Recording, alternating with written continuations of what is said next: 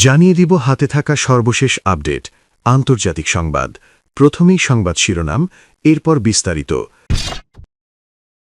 যুদ্ধ কখন শেষ হবে তা নির্ধারণ করবে ইরান। হামলা না থামা পর্যন্ত তেল অবরোধ চালিয়ে যাওয়ার ঘোষণা ইরানের। মাটির তলা থেকে মিসাইল সিটি, যেভাবে বাড়তি শক্তি দিচ্ছে ইরানকে। ট্রাম্প পুতিনের ঘণ্টাব্যাপী ফোনালাপ, কি কথা হল? এতক্ষণ শুনছিলেন সংবাদের শিরোনাম, এরপর বিস্তারিত। তার আগে আমাদের ভিডিওটা যদি ভালো লেগে থাকে তাহলে লাইক, কমেন্ট, শেয়ার করে দেবেন, আর আপনি জানিয়ে দেবেন আপনি কোথা থেকে দেখছেন বা শুনছেন। যুদ্ধ কখন শেষ হবে তা নির্ধারণ করবে ইরান। আইআরজিসি। ইরান যুদ্ধ খুব দ্রুত শেষ হবে বলে জানিয়েছেন মার্কিন প্রেসিডেন্ট ডোনাল্ড ট্রাম্প। ট্রাম্পের এই মন্তব্যে প্রতিক্রিয়ায় তেহরান বলছে, যুদ্ধ কখন বন্ধ হবে তা নির্ধারণ করবে ইরান। ইরানের Islamic Revolutionary Guard Corps IRGC জোর দিয়ে বলেছে, সমীকরণ এবং এই অঞ্চলের ভবিষ্যৎ অবস্থা এখন তেহরানের বাহিনীর হাতে। ট্রাম্পের ইরানের সংঘাত দ্রুতই শেষ হবে এই বিবৃতির প্রতিক্রিয়ায় এমনটাই জানিয়েছে আইআরজিসি। আইআরজিসি এক বিবৃতিতে বলেছে, আমরাই যুদ্ধের সমাপ্তি নির্ধারণ করব। এতে আরও বলা হয়, এই অঞ্চলের সমীকরণ এবং ভবিষ্যতের অবস্থা এখন আমাদের সশস্ত্র বাহিনীর হাতে। আমেরিকান বাহিনী যুদ্ধ শেষ করবে না। ট্রাম্প বলেছেন, ইরানের বিরুদ্ধে যুদ্ধ স্বল্পস্থায়ী হতে পারে, কিন্তু তিনি নতুন সর্বোচ্চ নেতা বেছে নেওয়ায় ইরানের বিশ্বব্যাপী তেল সরবরাহ ব্যাহত হলে যুদ্ধ আরও তীব্র হওয়ার আশঙ্কার কথাও জানান।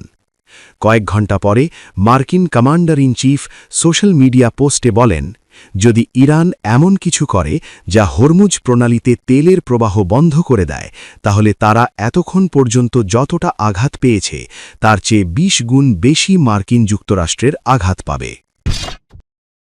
হামলা না থামা পর্যন্ত তেল অবরোধ চালিয়ে যাওয়ার ঘোষণা ইরানের। মধ্যপ্রাচ্যে চলমান উত্তেজনা এক নতুন ও বিপজ্জনক মোড় নিয়েছে। ইরান ঘোষণা করেছে, যুক্তরাষ্ট্র ও ইসরায়েলের হামলা বন্ধ না হলে তারা হরমুজ প্রণালী দিয়ে বিশ্বের কোথাও এক ফোঁটা তেল রপ্তানি করতে দেবে না। ইরানের বিপ্লবী গার্ড বাহিনীর আইআরজিসির একজন মুখপাত্র মঙ্গলবার ১০ মার্চ জানিয়েছেন, এই যুদ্ধের সমাপ্তি কখন হবে তা ইরানই নির্ধারণ করবে, এবং হামলা অব্যাহত থাকলে তারা পুরো অঞ্চলের তেল সরবরাহ বন্ধ করে দেবে। ইরানের এই হুমকির জবাবে কঠোর হুঁশিয়ারি দিয়েছেন মার্কিন প্রেসিডেন্ট ডোনাল্ড ট্রাম্প। তিনি স্পষ্ট জানিয়ে দিয়েছেন, ইরান যদি কৌশলগতভাবে গুরুত্বপূর্ণ হরমুজ প্রণালীতে তেল সরবরাহ বাধাগ্রস্ত করার কোনো চেষ্টা করে, তবে তাদের ওপর এমন ভয়াবহ সামরিক হামলা চালানো হবে যা আগের তুলনায় অন্তত ২০ গুণ বেশি শক্তিশালী হবে। ট্রাম্প তার সোশ্যাল মিডিয়া পোস্টে আরও উল্লেখ করেন, এই ধরনের পদক্ষেপ নিলে ইরানকে এমনভাবে আঘাত করা হবে যে তারা বা তাদের সহায়তাকারীরা আর কখনোই ঘুরে দাঁড়াতে পারবে না। এদিকে সংঘাতের প্রভাবে বিশ্ববাজারে তেলের দাম দ্রুত বাড়ছে।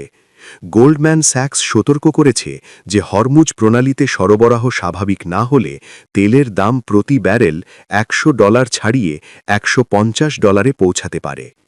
ইতোমধ্যে এই প্রণালী দিয়ে জাহাজ চলাচল প্রায় ৮০% কমে গেছে এবং বহু তেলবাহী ট্যাঙ্কার সমুদ্রে আটকা পড়েছে। যুক্তরাষ্ট্র দাবি করেছে, তাদের অভিযানে ইরানের নৌ ও বিমান সক্ষমতা মারাত্মকভাবে ক্ষতিগ্রস্ত হয়েছে, তবে তেহরান এই যুদ্ধ দীর্ঘস্থায়ী করার এবং বিশ্ব অর্থনীতিতে বড় ধরনের আঘাত হানার হুমকি দিয়ে যাচ্ছে। মাটির তলা থেকে মিসাইল সিটি যেভাবে বাড়তি শক্তি দিচ্ছে ইরানকে। মধ্যপ্রাচ্যে এখন যে যুদ্ধ চলছে তার কেন্দ্রে রয়েছে ইরানের বিশাল ক্ষেপণাস্ত্র ভাণ্ডার। ২০২২ সালে মার্কিন সেন্ট্রাল কমান্ডের এক হিসেব অনুযায়ী ইরানের কাছে ৩,০০০-এরও বেশি ব্যালিস্টিক ক্ষেপণাস্ত্র রয়েছে। গত এক দশকে এই ক্ষেপণাস্ত্রগুলোর নিশানার নির্ভুলতাও অনেক বেড়েছে। ইরানের কাছে পারমাণবিক অস্ত্র নেই, আমেরিকায় পৌঁছানোর মতো দূরপাল্লার ক্ষেপণাস্ত্রও নেই, তবে প্রচলিত অস্ত্রের দিক থেকে তাদের এই ক্ষেপণাস্ত্র ভাণ্ডার পশ্চিমা দেশগুলোর জন্য বড় উদ্বেগের বিষয়। বিশেষ করে ইরানের চিরশত্রু ইসরায়েল ও আমেরিকা এই ভাণ্ডার নিয়ে সতর্ক। ইরানের কাছে আধুনিক যুদ্ধবিমান নেই। মান্ধাতার আমলের MiG-29 ও টমক্যাট F-14 ছাড়া তাদের বিমানবাহিনী খুব দুর্বল। জুনে টানা ১২ দিনের হামলায় আকাশ প্রতিরক্ষাও অনেকটা ভেঙে পড়েছে, তাই এই ক্ষেপণাস্ত্রই এখন ইরানের প্রধান ভরসা। সামরিক বিশ্লেষক গিয়ের্মো পুলিদো বলেন, ইরানের প্রায় ২,০০০ ক্ষেপণাস্ত্র মধ্যপ্রাচ্যের বিভিন্ন দেশে আঘাত করতে পারে। এর পাশাপাশি ইরানের কাছে বড় সংখ্যায় কামিকাজে ড্রোন ও ক্রুজ ক্ষেপণাস্ত্র রয়েছে। এমনই এক যুদ্ধ হতে পারে তা ভাবনায় রেখেই এই সংকট থেকে বাঁচতে ইরান বছরের পর বছর ধরে তৈরি করেছে মিসাইল সিটি। পুলিদো বলেন, এগুলো পাহাড়ের গভীরে খোদাই করা ভূগর্ভস্থ ঘাঁটি, কোনোটি মাটির ৫০০ মিটার নিচে। এখানে সাহাব ৩, সেজিল ও খোররাম সাহারের মতো দূরপাল্লার ক্ষেপণাস্ত্র রাখা হয়। এই ক্ষেপণাস্ত্রগুলো ২,০০০ কিলোমিটার পর্যন্ত আঘাত করতে পারে।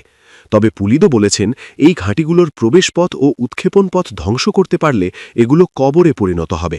তখন ক্ষেপণাস্ত্র উড়তে পারবে না, লঞ্চার বহনকারী ট্রাকও বেরোতে পারবে না। ইসরায়েলি সেনাবাহিনী ইতোমধ্যে দাবিও করেছে এমন কিছুর। ইসরায়েলের দাবি, তাবরিজ এলাকায় একটি ইরানি ব্যালিস্টিক ক্ষেপণাস্ত্র ঘাঁটিতে হামলা করা হয়েছে। এই সংঘাতকে পুলিদো বলছেন নতুন ধরনের যুদ্ধের নিখুঁত উদাহরণ।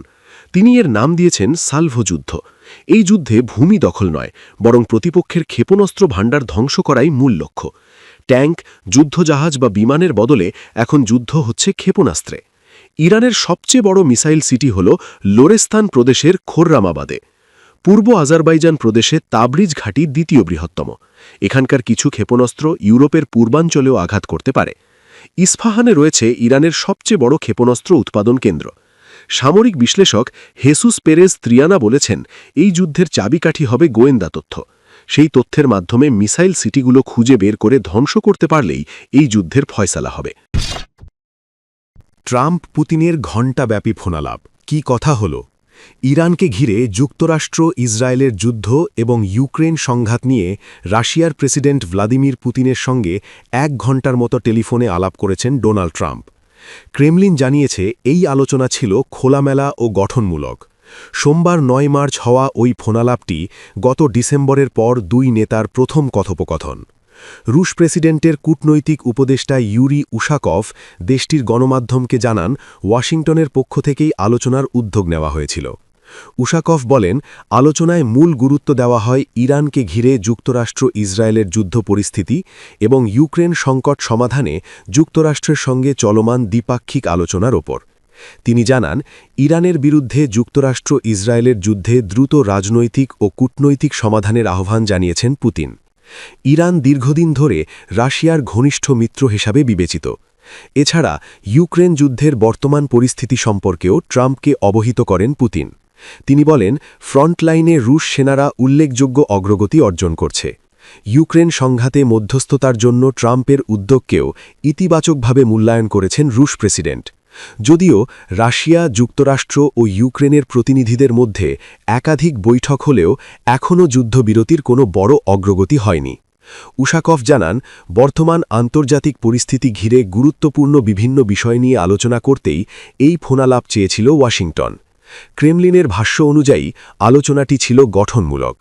এর আগে গত বছরের অগাস্টে আলাস্কায় মুখোমুখি বৈঠক করেছিলেন ট্রাম্প ও পুতিন।